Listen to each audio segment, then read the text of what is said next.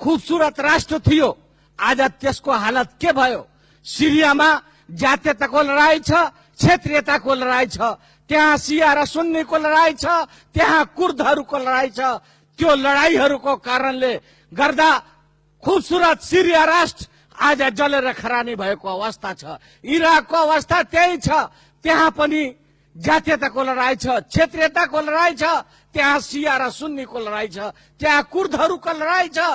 आज इराक एउटा सम्पन्न राष्ट्रको रूपमा स्थापित भएको थियो। आज त्यो इराक आज ध्वस्त भएको अवस्था छ।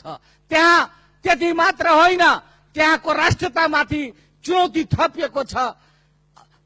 सभामुख महोदय, त्यसको हाम्रो मुलुकमा पुनरावृत्ति नहोस् म कामना गर्दछु। तर सम्मान्य सभामुख महोदय, कामना गरेर मात्र पुग्दो रहेनछ। त्यसैले म भन्छु, अब भेदभाव मुक्त नेपालको निर्माण गर्नुपर्छ। यसको अर्को कुनै विकल्प छैन।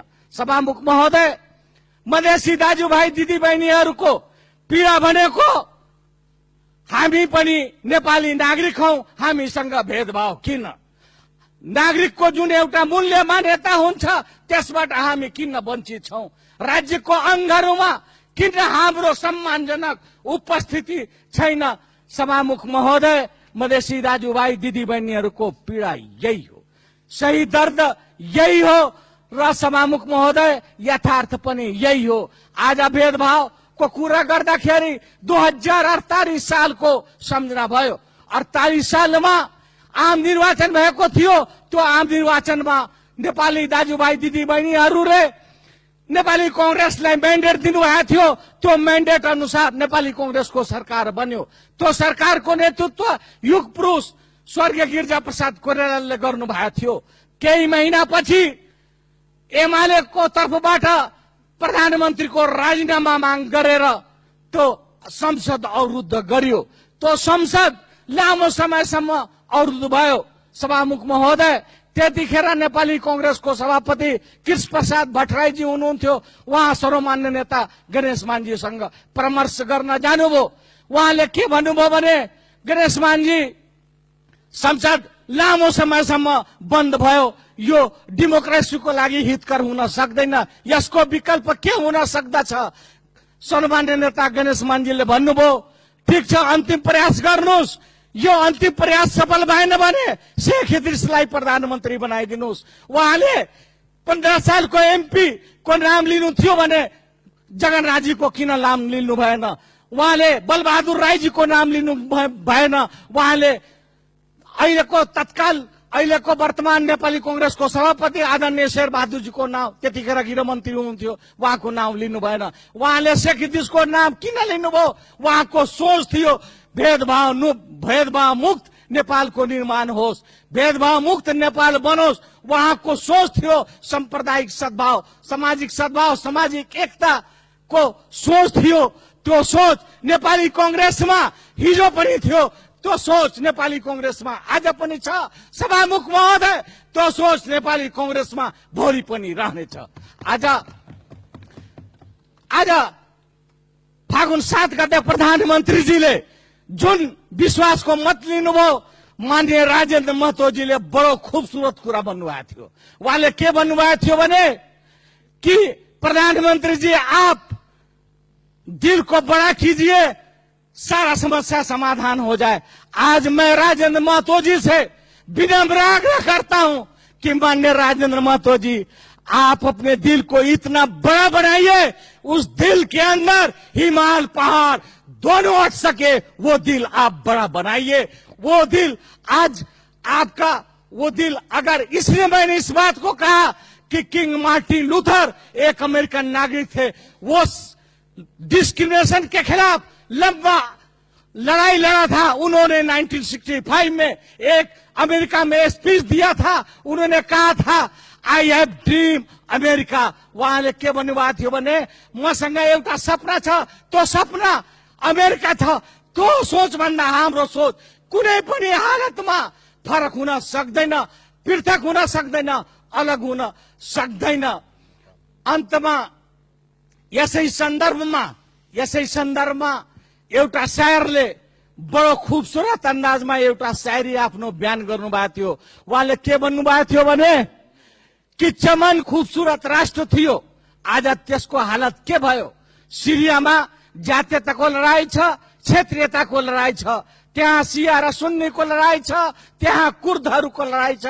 त्यो लडाईहरूको कारणले गर्दा खुबसुरत सिरिया राष्ट्र आज जलेर खरानी भएको अवस्था छ।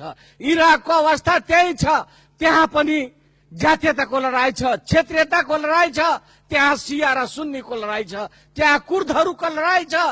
आज इराक एउटा सम्पन्न राष्ट्रको रूपमा स्थापित भएको थियो, आज त्यो इराक आज ध्वस्त भएको अवस्था छ। त्यहाँ त्यति मात्र होइन, त्यहाँको राष्ट्रतामाथि चुनौती थपिएको छ, सभामुख महोदय। त्यसको हाम्रो मुलुकमा पुनरावृत्ति नहोस् म कामना गर्दछु। तर सम्मान्य सभामुख महोदय, कामना गरेर मात्र पुग्दो रहेनछ। त्यसैले म भन्छु अब भेदभाव मुक्त नेपालको निर्माण गर्नुपर्छ, यसको अर्को कुनै विकल्प छैन।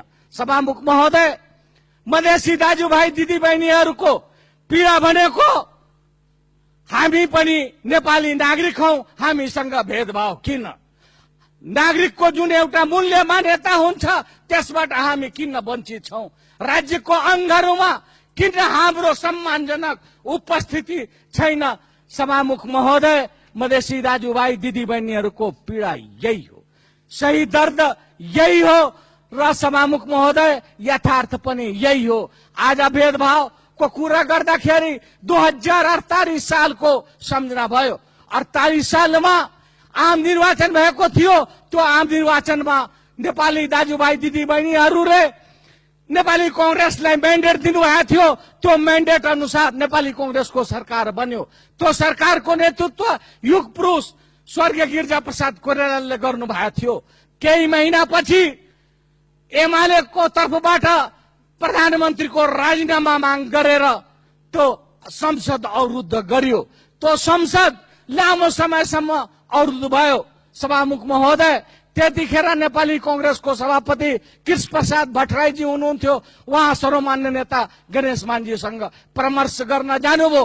उहाँले के भन्नुभयो भने गणेश मानजी, संसद लामो समयसम्म बन्द भयो, यो डेमोक्रेसीको लागि हितकर हुन सक्दैन, यसको विकल्प के हुन सक्दछ? सम्मान्य नेता गणेश मानजीले भन्नुभयो, ठीक छ, अन्तिम प्रयास गर्नुहोस्। यो अन्तिम प्रयास सफल भएन भने शेख इद्रिसलाई प्रधानमन्त्री बनाइदिनुहोस्। उहाँले 15 सालको एमपी को नाम लिनु थियो भने जगनराजीको किन नाम लिनु भएन? उहाँले बलबहादुर राईजीको नाम लिनु भएन? उहाँले अहिलेको वर्तमान नेपाली कांग्रेसको सभापति आदरणीय शेरबहादुरजीको नाम, त्यतिखेर गृहमन्त्री हुनुहुन्थ्यो, उहाँको नाम लिनु भएन? उहाँले शेख इद्रिसको नाम किन लिनुभयो? उहाँको सोच थियो भेदभाव मुक्त नेपालको निर्माण होस्, भेदभाव मुक्त नेपाल बनोस्। उहाँको सोच थियो सांप्रदायिक सद्भाव, सामाजिक सद्भाव, सामाजिक एकता को सोच थियो। त्यो सोच नेपाली कांग्रेसमा हिजो पनि थियो, त्यो सोच नेपाली कांग्रेसमा आज पनि छ। सभामुख महोदय, त्यो सोच नेपाली कांग्रेसमा भोलि पनि रहनेछ। आज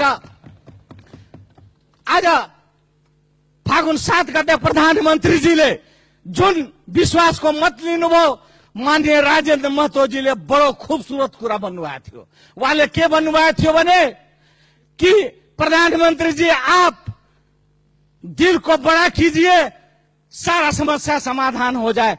आज मैं राजेंद्र महतो जी से विनम्र आग्रह करता हूं कि माननीय राजेंद्र महतो जी, आप अपने दिल को इतना बड़ा बनाइए, उस दिल के अंदर हिमालय पहाड़ दोनों अट सके, वो दिल आप बड़ा बनाइए। वो दिल आज आपका, वो दिल अगर, इसलिए मैंने इस बात को कहा कि किंग मार्टिन लूथर एक अमेरिकन नागरिक थे, वो डिस्क्रिमिनेशन के खिलाफ लंबा लड़ाई लड़ा था। उन्होंने 1965 में एक अमेरिका में स्पीच दिया था। उन्होंने कहा था आई हैव ड्रीम अमेरिका। उहाँले के भन्नुभएको थियो भने मसँग एउटा सपना छ, त्यो सपना अमेरिका छ। त्यो सोच भन्दा हाम्रो सोच कुनै पनि हालतमा फरक हुन सक्दैन, पृथक हुन सक्दैन, अलग हुन सक्दैन।